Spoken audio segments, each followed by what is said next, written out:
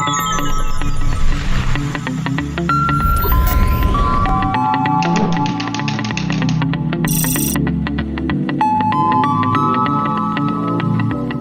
हम सीखेंगे कि वर्डप्रेस में मीडिया लाइब्रेरी क्या होती है और उसका क्या रोल है।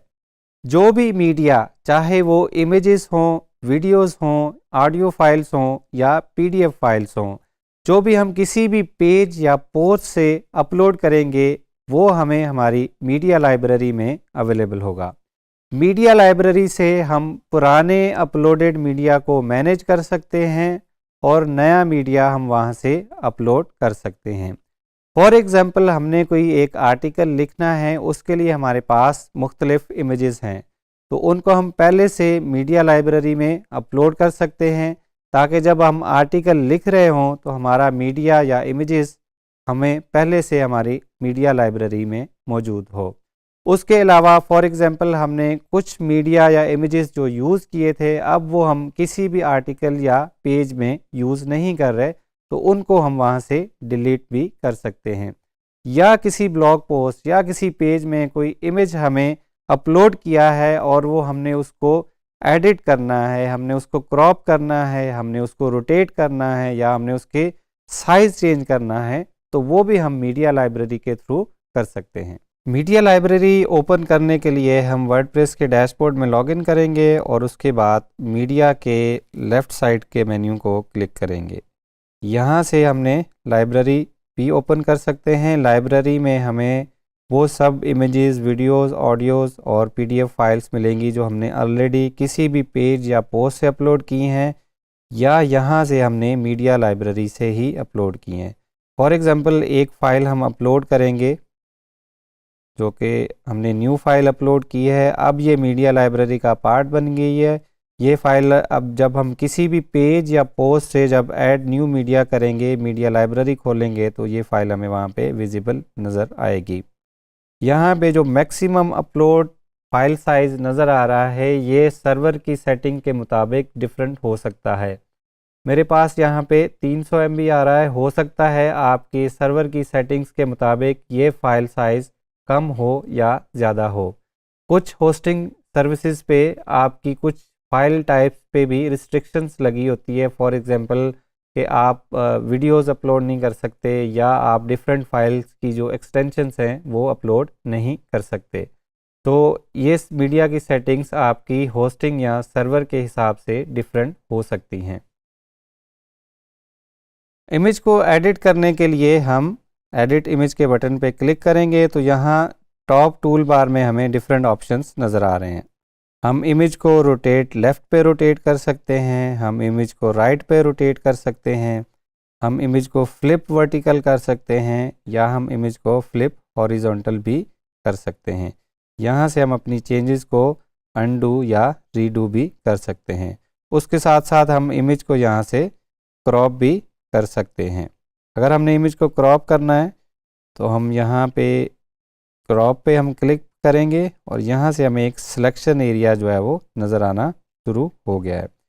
सिलेक्शन एरिया के साथ साथ यहाँ पे राइट पे हमें सिलेक्शन का साइज़ भी नज़र आ रहा है कि जो हमने एरिया सेलेक्ट किया है उसका साइज़ कितना है, ताकि हम प्रिसाइजली इमेज को ठीक डायमेंशंस में जो है वो रीसाइज़ करें। यहाँ पे हम एस्पेक्ट रेशो को भी यूज़ कर सकते हैं। फॉर एग्ज़ाम्पल, हम कहते हैं कि हमारी जो विड्थ है वो हमारी हाइट के डबल होनी चाहिए। तो जब हम इसको रीसाइज़ करेंगे तो अब हमारा ये रेशो बरकरार रहेगा। जितना भी हम विड्थ को बढ़ाएंगे उसी रेशो के साथ उसकी हाइट बढ़ेगी। तो जब हमने सारे डायमेंशंस अपने प्रॉपर देख लिए कि हमें यही वाला हिस्सा चाहिए तो हम उसको सेव के बटन पे क्लिक करेंगे। अब हमारा इमेज ये जो है वो एडिट हो चुका है, जो हमने एडिट किया है।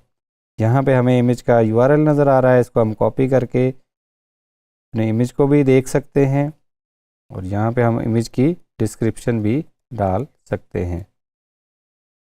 This is image description.